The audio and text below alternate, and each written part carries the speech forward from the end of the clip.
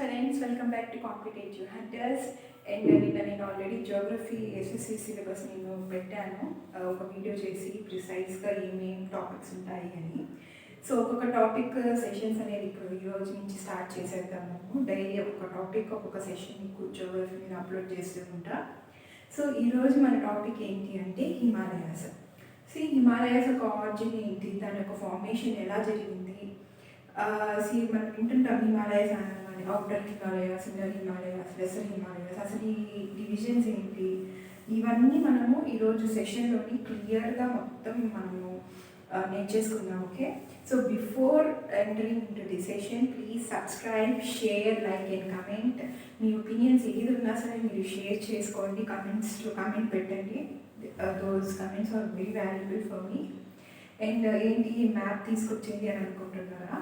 నేను ఇంకా class start అయిన తర్వాత మీకు అర్థమవుతుంది ఎందుకు తెచ్చాను వరల్డ్ మ్యాప్ అని కూడా మీకు.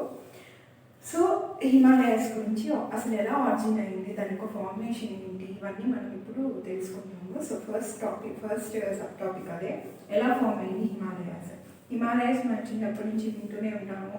హిమాలయాస్ నార్త్ సైడ్ ఉంది, అది ఇది అని చెప్పి వింటుంటాము. సో దాని గురించి ఇన్ డెప్త్ మనం ఈరోజు సెషన్లో నేర్చేసుకున్నాము.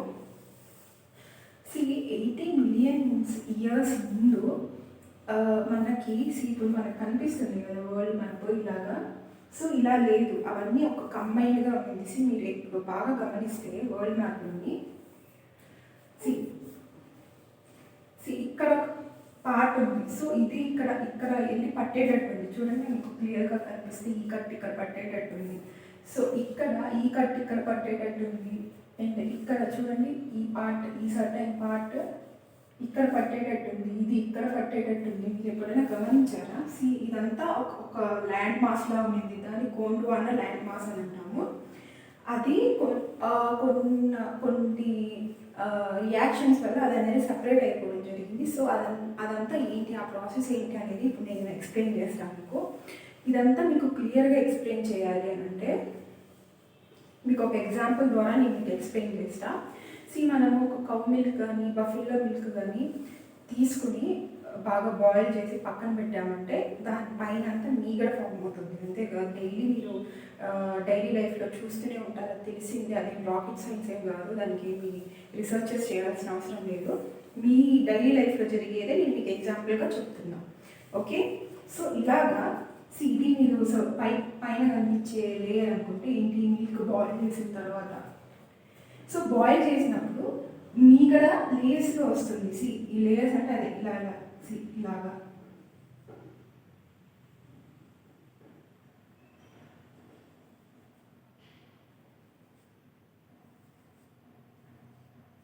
సో ఇలాగా అంటే పైన కొంచెం లైట్గా గీతల్లాగా మీకు కనిపిస్తుంటుంది బాయిల్ చేసినప్పుడు ఏంటి మీగడ మిల్క్ పైన. సో ఇలాగా బాయిల్ చేసినప్పుడు ఇలా కనిపిస్తుంటుంది కదా. సో ఇలాగా ఉండేదన్నమాట మన ఎర్త్ అనేది కొన్ని మిలియన్స్ ఇయర్స్ ముందు, 80 million years ముందు దగ్గరగా అప్రాక్సిమేట్లీ ఇలా ఉంది. సో ఇలా మీగడ మనకు కనిపించినప్పుడు ఆటోమేటిక్గా ఏమనిపిస్తుంది, తీసుకుని తినాలనిపిస్తుంది, అవునా కదా, వేలు పెడతాం అందులో. సో మనము ఇలా ఎక్కడైనా వేలు పెట్టినప్పుడు ఇది అనేది స్ప్రెడ్ అయిపోతుంది, అంటే ముక్కలు అయిపోతుంది, స్ప్రెడ్ అయిపోయి పీసెస్ అయిపోతుంది. ఇలా స్ప్రెడ్ అయిపోయి ఇక్కడ మనం తీసేసామనుకోండి, ఇలా స్ప్రెడ్ అయిపోతుంది ఏదైనా కదిలించినప్పుడు, దాంట్లో ఏదైనా పడ్డప్పుడు. సో ఇదంతా నేను ఎందుకు ఎక్స్ప్లెయిన్ చేశానంటే ఇలా ఉన్న లేయర్స్ అన్నింటినీ మనము ల్యాండ్ మాస్ టోటల్గా ఉన్నాయి ల్యాండ్ మాస్ అని అనుకుంటే, సో దాన్ని ప్లేట్ టెక్టానిక్స్ అని అంటాము. ఓకే, ఇవన్నీ ప్లేట్ టెక్టానిక్స్ అనమాట. సో ఇలాగ మనం చేయి పెట్టి దాన్ని కదిలించడము. సో ఇది మనము దేంట్లో కంపేర్ చేసుకుంటామంటే కన్వెక్షన్ కరెంట్స్లో కంపేర్ చేసుకుంటాం. సో అలాగా కన్వెక్షన్ కరెంట్స్ వల్ల ఈ ప్లేట్ టెక్టానిక్స్ అనేది కదిలిపోయేసి అవన్నీ సపరేట్ అయిపోయింది. సో గోండ్వానా ల్యాండ్ మాస్ అనేది సపరేట్ అయిపోయింది. మీకు అర్థమైందా? నేను ఇలా కంపేర్ చేశాను మీకు అర్థం కావడానికి. సో ఇలా ఎలా అయితే మనము మీగడ్ని ఇలా వేలు పెట్టినప్పుడు అవి ఎలా అయితే పీసెస్గా అయిపోతుందో, సో కన్వెక్షన్ కరెంట్స్ వల్ల కూడా అలానే ఆ ప్లేట్ టెక్టానిక్స్ అనేది సపరేట్గా అయిపోయింది అనమాట భాగాలుగా. మీకు ఇక్కడ చూస్తున్నట్టు ఇవన్నీ కలిసి ఉంటుంది. సో అందుకే నేను ఇక్కడ వరల్డ్ మ్యాప్ పెట్టాను. నేను ఇది మీకు చూపించకుండా కూడా నేను మీకు ఈ టాపిక్ చెప్పచ్చు. But try to understand. ఇలా మీకు మ్యాప్ పరంగా మీరు ఎక్స్ప్లెయిన్ చేస్తుంటే మీకు ఇంకా బాగా అర్థం అవుతుంది, ఈజీ అండర్స్టాండింగ్ ఉంటుంది. అందుకే నేను ఇక్కడ మ్యాప్ పెట్టాను. సో ఇది ఇక్కడ ఫిట్ అయ్యేటట్టు ఉంది. సో అలాగా ఇవన్నీ ఏంటంటే ప్లేట్ టెక్టానిక్స్ కన్వెక్షన్ కరెంట్స్ వల్ల సెపరేట్ అయిపోయాయి అనమాట. ఓకే, సో అసలు హిమాలయస్ ఫార్మేషన్కి ఈ ప్లేట్ టెక్టానిక్స్కి డిఫరెంట్ సంబంధం ఏంటి అని మీకు ఆలోచన వచ్చి ఉంటుంది. రిలేషన్ ఉంది, రిలేషన్ లేకుండా ఈ టాపిక్లో నేను చెప్పను కదండి. సో అలాగా గోండ్వానా మాస్ అనేది సపరేట్ అయిపోయింది, డివైడ్ అయిపోయింది. అండ్ ఇక్కడ మన యురేషియన్ ప్లేట్స్, ఇండియన్ ప్లేట్స్ ఇలాగా చాలా టైప్స్ ఆఫ్ ప్లేట్స్ ఉంటుంది. Indian plate and Eurasian plate. Indian plate ఏంటంటే నార్త్ సైడ్కి వెళ్ళిపోతూ ఉంటుంది డ్యూ టు మీకు magnetic south pole north pole తెలుసు కదా. సో ఆ అట్రాక్షన్ వల్ల ఈ సైడ్ నార్త్ సైడ్ అనేది నార్త్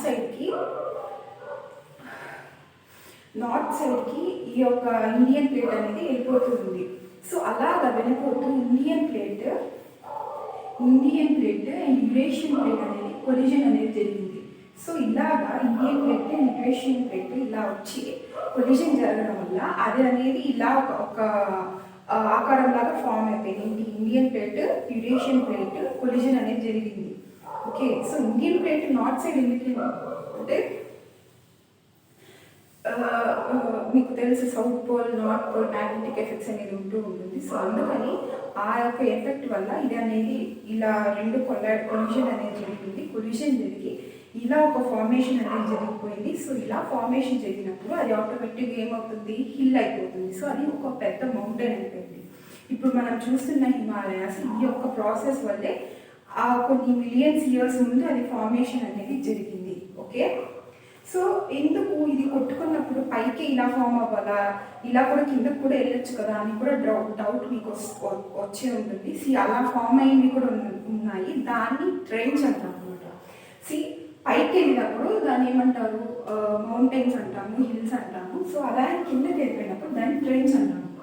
ఏమంటారు, ట్రైన్స్ అంటాము. మనం ఇప్పుడు మెరియానా ట్రెంచ్ అంటాం, పెసిఫిక్ ఓషన్లో ఉంది. సో అది ఈ టైప్ ఆఫ్ దానివల్ల ఫార్మేషన్ అనేది జరిగింది ఆ ట్రెంచ్ అనేది. సో దాన్ని ట్రెంచెస్ అంటుంటాం. అంటే లోతు ఒక్కసారిగా ఆ పర్టికులర్ పాయింట్లోని బాగా డీపెస్ట్గా ఒక లోతులో అయిపోతుంది. సో పెసిఫిక్ ఓషన్ మొత్తంలో మీరు చదివే ఉంటారు డీపెస్ట్ పాయింట్స్ ప్రతి ఓషన్లో ఉంటుంది.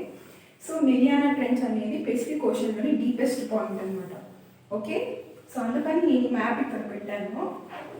సో దీంతో పని అయిపోయింది ఇప్పుడు. అండ్ మీకు క్లియర్గా అర్థమైంది కదా ఎలా ఫార్మేషన్ జరిగింది హిమాలయాస్లోని. అండ్ నెక్స్ట్, సో హిమాలయాస్ అనేది ఫార్మేషన్ జరిగిపోయింది. సో ఇప్పుడు డివిజన్స్ ఆఫ్ హిమాలయాస్లోకి వచ్చేద్దాము. ఇక్కడ మీకు మ్యాప్లో కనిపిస్తున్నట్టు హిమాలయాస్ అనేది చాలా టైప్స్గా డివైడ్, అంటే దాని యొక్క హైట్ పరంగా డివైడ్ చేసుకోవచ్చు మనము. దాని యొక్క రివర్స్ అనేది ఫ్లో అవుతూ ఉంటుంది. సో ఇక్కడ హిమాలయాస్ నుంచి ఇక్కడ చూస్తున్నట్టు సో దాని పరంగా డివిజన్స్ చేసుకోవచ్చు. సో ఫస్ట్ ఆల్టిట్యూడ్ పరంగా మనం డివిజన్స్ ఎలా చేశారు హిమాలయాస్ని అని చెప్పి చూద్దాము. ఫస్ట్ డివిజన్ బేస్డ్ ఆన్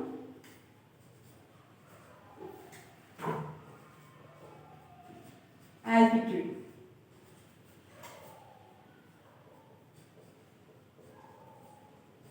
మీరు హిమాలయాస్ అనగానే వినే ఉంటారు, outer Himalayas, lesser Himalayas, Indian Himalayas. అసలు ఇవి ఏంటి అన్నది మనము ఫస్ట్ చదువుకున్నాము. సో ఈ యొక్క డివిజన్ మీదే ఆ పార్ట్స్ అన్నీ వస్తుంది. సో ఫస్ట్ డివిజన్ ఏంటి అంటే ఇన్నర్ హిమాలయాస్. దీనికి చాలా పేర్లు ఉన్నాయి. సో కన్ఫ్యూజ్ కాకుండా నేను అన్నీ మీకు ఎక్స్ప్లెయిన్ చేస్తాను. Okay, inner Himalayas or greater Himalayas.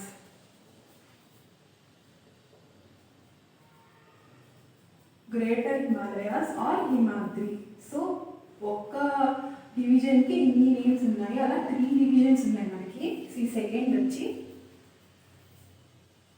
Lesser Himalayas. Second one lesser lesser Himalayas or small Himalayas.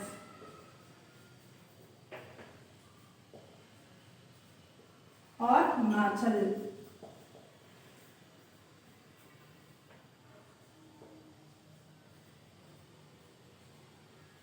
Himachal. And third one వచ్చి outer Himalayas.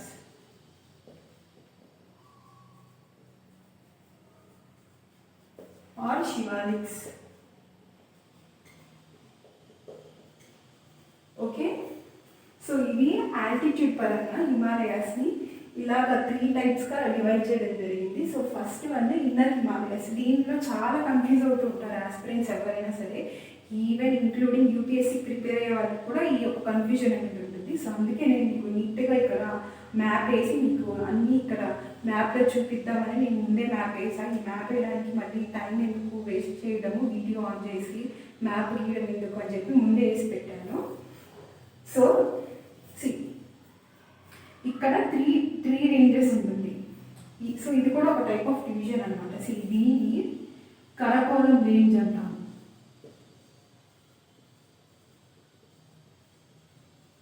కరాకోరం. సో ఇది లదాఖ్ రేంజ్. ఇది వచ్చి సస్కర్ రేంజ్.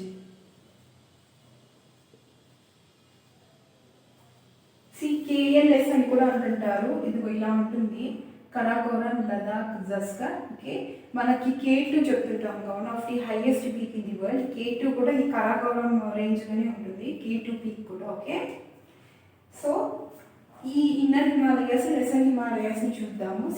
ఫస్ట్ ఇది ఇక్కడ ఉంది కదా, ఇది ఇన్నర్ హిమాలయాస్ అనేది నంగా పర్వత్ నుంచి నాంచా బేర్వా వరకు ఇది అనేది ఎక్స్టెండ్ అవుతుంది. సో ఎక్కడి నుంచి ఎక్కడి వరకు అంటే నంగా పర్వత్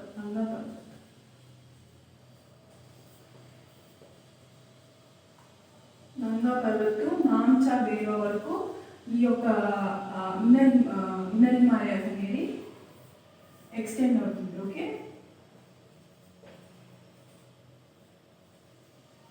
నంగా పర్వత్ అండ్ నాంచా బేర్వా వరకు ఇది ఎక్స్టెండ్ అవుతుంది. సో ఇక్కడ ఈ లైన్ కనిపిస్తుంది కదా, రెడ్ లైన్, దీన్ని ఇన్నర్ హిమాలయాస్. ఇది ఇన్నర్ హిమాలయాస్ అన్నమాట. ఎప్పుడైనా మీరు జాగ్రఫీ చదివేటప్పుడు మ్యాప్స్ని చూస్తూ మీరు చదవండి, అప్పుడే మీకు బాగా గుర్తుంటుంది. దీన్ని కాన్సెప్చువల్ అండర్స్టాండింగ్ అని అంటాము. వీలైతే మీ నోట్స్లో కూడా మీరు ఒక రఫ్ ఫిగర్ అనేది క్రియేట్ చేసుకోండి. దీన్ని ఇన్నర్ హిమాలయాస్ అని అంటాము.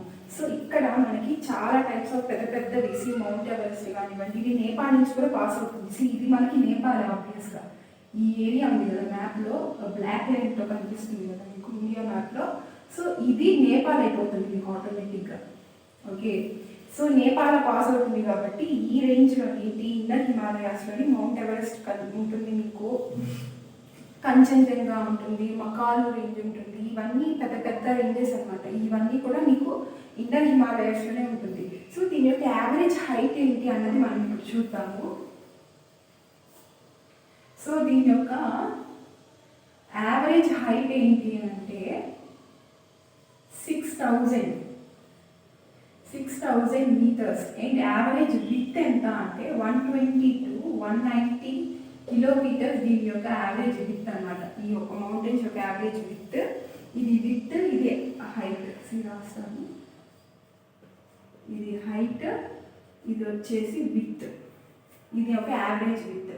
సో ఇందులో ఈ ఇన్నర్ హిమాలయాస్లోని మనకి ఏమేమి కనిపిస్తుంది మౌంటైన్స్ అంటే, మౌంట్ ఎవరెస్ట్ ఒకటి. ఇది యావరేజ్ హైట్. ఓకేనా, మనకి ఈ మౌంట్ ఎవరెస్ట్ దగ్గర 8,000 meters దాటిపోతూ ఉంటుంది. సో నేను 6 meters ఏం చెప్పానంటే యావరేజ్ హైట్ చెప్పాను. Okay, mount Everest. కంచన్జంగా మీకు సిక్కింలో ఉంటుంది. మౌంట్ ఎవరెస్ట్ అందరికీ తెలుసుగా, మౌంట్ ఎవరెస్ట్ నేపాల్లో ఉంటుంది. కంచన్జంగా, మకాలు, ఇవన్నీ పెద్ద పీక్స్ అనమాట. ఈ పెద్ద పీక్స్ అన్నీ కూడా మనకి ఇన్నర్ హిమాలయాస్లోనే అవైలబుల్లో ఉంటుంది. సో మకాలు. ఓకే, ఇది ఇన్నర్ హిమాలయాస్, ఇది ఇన్నర్ హిమాలయాస్ అనమాట. ఫస్ట్ రేంజ్లో ఉంటుంది హిమాలయాస్. నెక్స్ట్ ఇంకో లైన్ కనిపిస్తుంది కదా మీకు, ఇది వచ్చేసి లెస్సర్ హిమాలయాస్, ఇది వచ్చి అవుటర్ హిమాలయాస్. ఫస్ట్ లోపల ఉంది ఏంటి, ఈ మూడితో పోలిస్తే compare to these three mountains, లోపల ఉన్నది ఈ ఫస్ట్దే కదా. సో అందుకని దీన్ని ఇన్నర్ హిమాలయాస్ అని అంటాం. Inner Himalayas or greater Himalayas. Greater Himalayas ఎందుకు, పెద్ద పెద్ద పీక్స్ అన్నీ ఇక్కడే ఉన్నాయి కాబట్టి దానికి గ్రేటర్ హిమాలయాస్ అనే పేరు వచ్చింది. హిమాద్రి అని కూడా పిలుస్తూ ఉన్నాం. నేను ఇక్కడ చెప్పాను మీకు ముందే. హిమాచల్ అంటే ఇక్కడ మనకి హిమాచల్ ప్రదేశ్ ఉంటుంది కదా, దానికి పేరు దీని నుంచే వచ్చింది. సో ఈ మౌంటైన్స్ని హిమాచల్ అంటుంటాం కాబట్టి ఆ ఒక స్టేట్కి పేరు కూడా హిమాచల్ అని అందుకే ఏర్పడింది. ఓకే, నెక్స్ట్ దాని గురించి చూద్దాము. సో లెసర్ హిమాలయాస్, దీనికి స్మాల్ హిమాలయాస్ అని కూడా అంటుంటాం మనము. సో దీని యొక్క యావరేజ్ హైట్ ఎంత, ఆల్టిట్యూడ్ ఎంత అంటే 3100 to 4500 మీటర్స్. దీని యొక్క యావరేజ్ విడ్త్ ఎంత, 50 కిలోమీటర్స్. ఎంత డిఫరెన్స్ ఉందో చూడండి, దీని యొక్క హైట్కి దీని యొక్క హైట్కి చాలా డిఫరెన్స్ ఉంటుంది యావరేజ్. సో ఇక్కడ మనకి ఏమేమి కనిపిస్తాయి అంటే కులు మనాలి,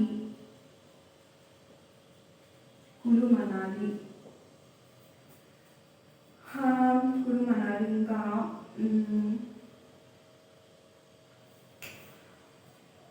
సో ఈ యొక్క లెసర్ హిమాలయాస్ని ఇప్పుడు మనకి ఒక ఫ్యామిలీ ఉంది, ఒక ఫ్యామిలీలోని పిల్లలు ఉంటారు. సో మదర్ ఒకలా పిలుస్తారు, ఫాదర్ ఒకలా పిలుస్తారు, ఇంకా మామయ్య ఒకలా పిలుస్తారు.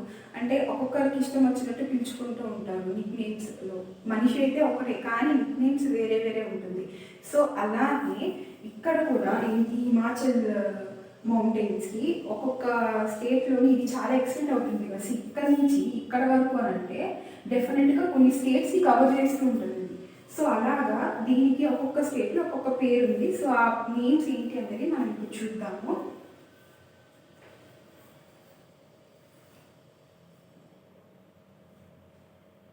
జమ్మూ అండ్ కాశ్మీర్లో దీన్ని పూర్వాంచల్ అంటాము.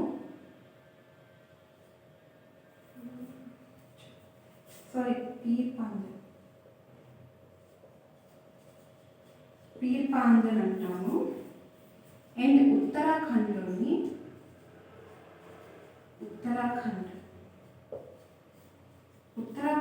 డౌలాదర్ అంటాము.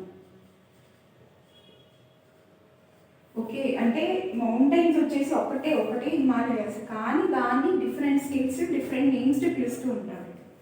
అండ్ నేపాల్లో కూడా ఇది కవర్ అవుతుంది. సో నేపాల్లోని మహాభారత్ రేంజ్ అంటాము. ఏమంటాము, మహాభారత్ రేంజ్.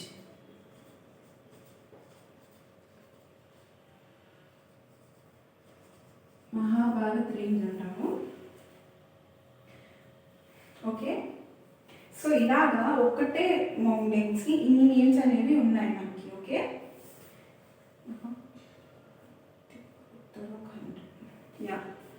ఇక్కడ చూసారు కదా, ఇది lesser Himalayas or small Himalayas.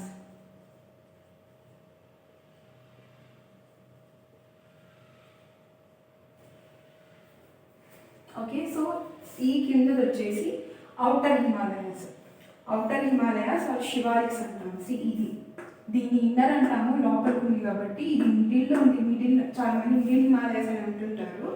ఇది లెస్సర్ హిమాలయాస్, ఇది outer Himalayas or Shivaliks. Okay, so దీని యొక్క యావరేజ్ హైట్ వచ్చేసి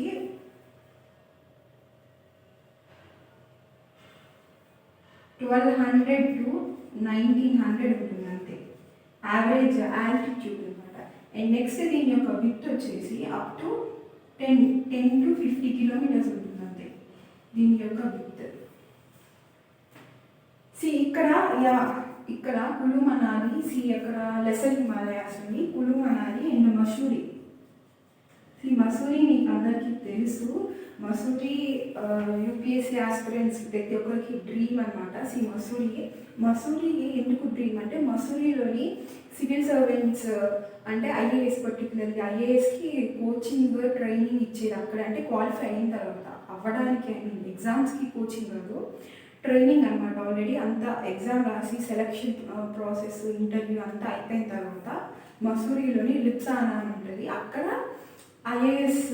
ఐఏఎస్కి ట్రైనింగ్ అనేది జరుగుతుంది. అది చాలా లావిష్గా ఉంటుంది అక్కడ బిల్డింగ్ ఇన్ఫ్రాస్ట్రక్చర్ అంతా.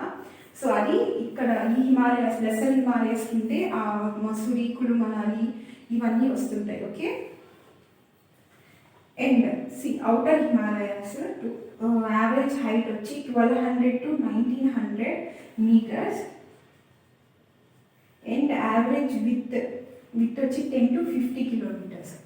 సో ఇక్కడ అవుటర్ హిమాలయాస్లోని మనం ఎక్కువగా ఏం చూడొచ్చు అంటే డెహ్రాడూన్, పాట్లీటన్ ఇవన్నీ టన్స్ అని నేమ్స్తో వెనక ఏమేమి వస్తాయో అవన్నీ మనకి అవుటర్ హిమాలయాస్లోనే ఉంటుంది. ఓకే.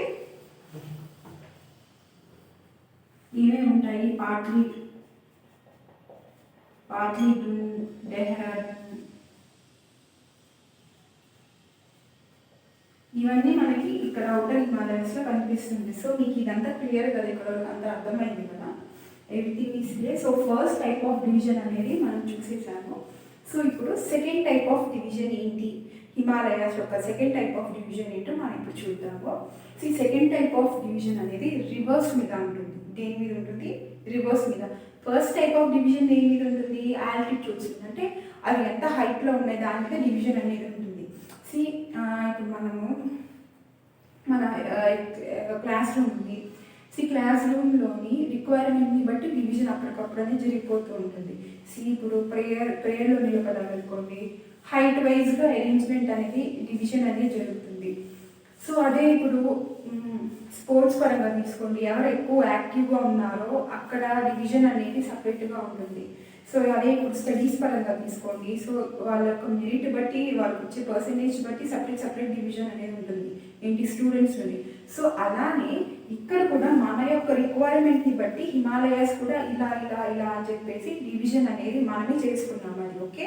దాని యొక్క హైట్ పరంగా ఒక డివిజన్, ఇప్పుడు రివర్స్ పరంగా డివిజన్ అనేది ఇప్పుడు మనం చూడబోతున్నాము. సో ఇవి ఇక్కడ బ్లూ స్కెచ్తో మీకు వేసాను కదా, ఇది రివర్స్ అనమాట, కనిపిస్తుంది కదా. సో ఇది ఏం రివర్స్ అనేది ఇప్పుడు మనం చూద్దాము. ఇది ఇండస్ రివర్.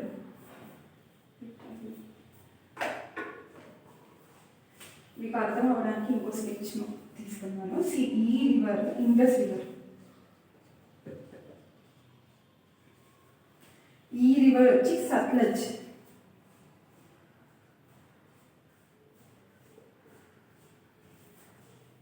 అండ్ ఇది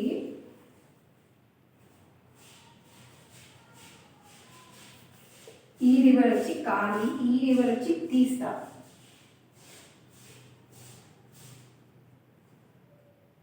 ఇది ఇక్కడ కనిపిస్తుంది కదా, ఇది వచ్చేసి దిహాంగ్ అన్నమాట.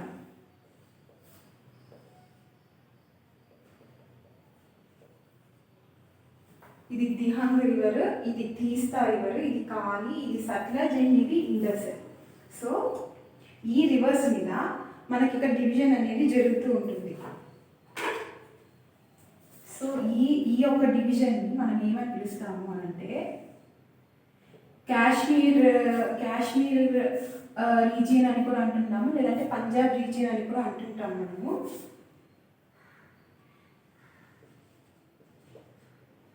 కాశ్మీర్ ఆర్ పంజాబ్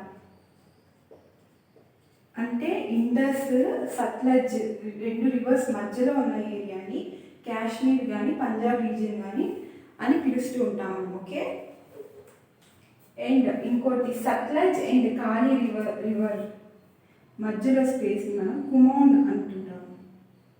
సో ఈ రెండింటి మధ్య ఉన్న డిస్టెన్స్ జనరల్గా 560 kilometers అన్నమాట. Okay.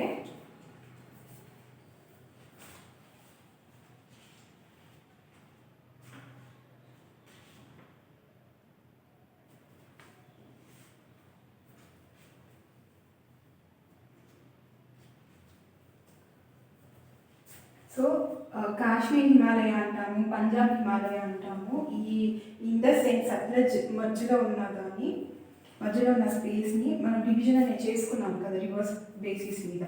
So Sutlej and Kali river మధ్యలోని మనము కుమాన్ హిమాలయాస్ని గమనిస్తాము. ఏంటి Kumaon? Okay. So Kali and Teesta మధ్యన, టూ రివర్స్ మధ్యన ప్లేస్ని మనము నేపాల్ హిమాలయ అంటాము.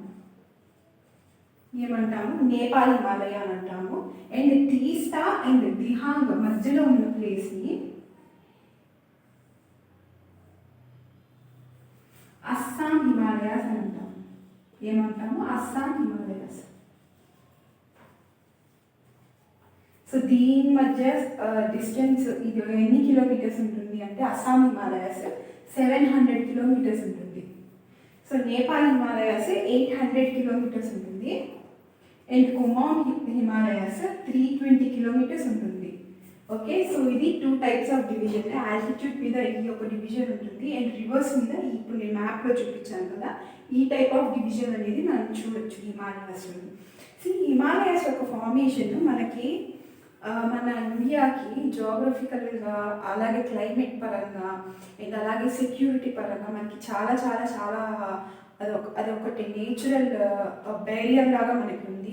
కోల్డ్, ఎక్స్ట్రీమ్ కోల్డ్ విండ్స్ నుంచి హిమాలయాస్ అనేవి అంత దాదాపు 8000+ హైట్ వల్ల అక్కడ నుంచి వచ్చే కోల్డ్ విండ్స్ అన్నిటికీ మనకి ఇది రెసిస్టెంట్గా ఉంటుంది, ఒక బ్యారియర్ లాగా ఉంటుంది. అండ్ అలానే ఎనిమీస్ కూడా ఎవరు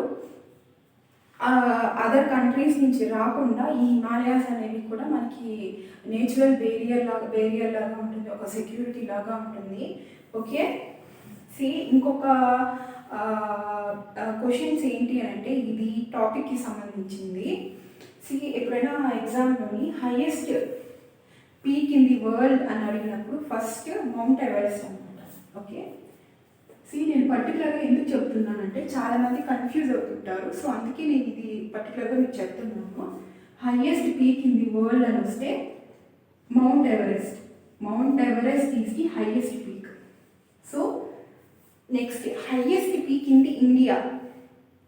highest peak in the India అన్నప్పుడు K2 పీక్ ఆబ్వియస్గా. కానీ మనం పెట్టే ఆన్సర్ ఒక్కసారి ఆప్షన్స్ చూసుకుని ఆ ఎగ్జామ్లో అడిగినప్పుడు ఆప్షన్స్లో K2 ఉంటే K2 అని పెట్టండి, K2 లేకపోతే కంచన్జంగా అని పెట్టండి.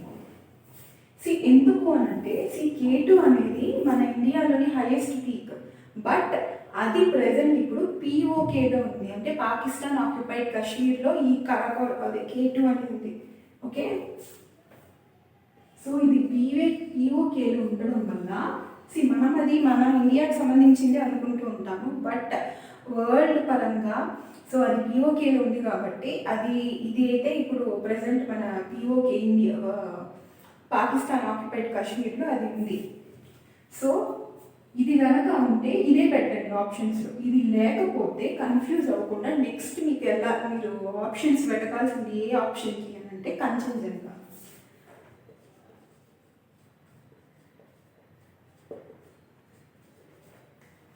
ఓకే.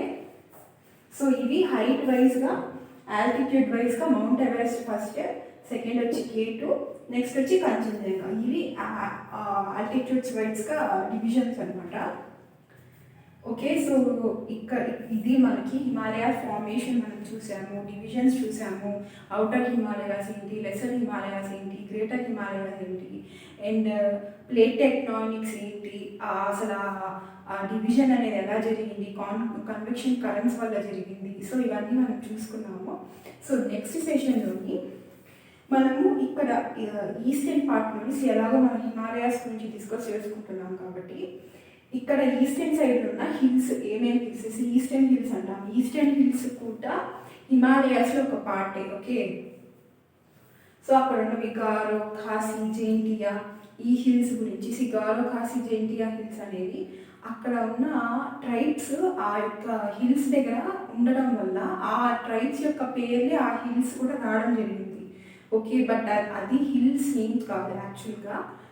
అక్కడ ఆ పర్టికులర్ ట్రైబ్స్ ఉంటారు, ఏంటి గారో ఖాసీ జైంతి ఆ ట్రైబ్స్ ఉంటారు కాబట్టి ఆ హిల్స్కి ఆ నేమ్స్ అనేది రావడం జరిగింది. సో ఇన్డెప్త్గా మనము ఈస్టర్న్ సైడ్ ఉన్న హిల్స్ ఏమేమి హిల్స్ ఉన్నాయి దాని గురించి అంతా నెక్స్ట్ సెషన్లో తెలుసుకుందాము. అండ్ అలానే మౌంటైన్ పాసెస్, హిమాలయాస్లోని ఉన్న పాసెస్ ఏంటి అనేవి కూడా మనము నెక్స్ట్ సెషన్లోని నెక్స్ట్ క్లాస్లో మనం తెలుసుకుందాము. హిమాలయాస్